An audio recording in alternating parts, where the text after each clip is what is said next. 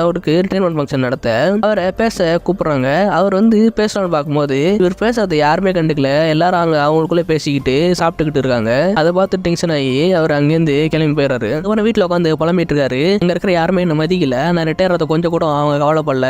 ஏதோ ஆஃபீஸ் ஃபுல்லாக கம்ப்யூட்டர்ஸ் ஆக போதான்.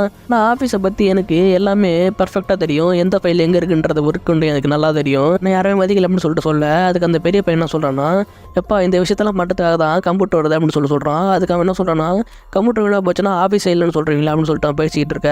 இந்த குட்டி பையனுக்கு எங்கள் தாத்தாவை பிடிக்காது. அவள் ரொம்ப கடுப்பில் உட்காந்துக்கிட்டு இருக்க. அதே சமயம் சின்ன பையன் அவங்க அம்மா கிட்ட அம்மா பசிக்குது சாப்பாடு போட்டோம்னு சொல்ல அதுக்கப்புறம் எல்லாரும் ஏஞ்சி சாப்பிட போயிடுறாங்க. இவர் பேசுறது யாருமே கண்டுக்கல. அவர் நைட்டு பூரா தூங்காமல் அதே வச்சுக்கிட்டு இருக்காரு.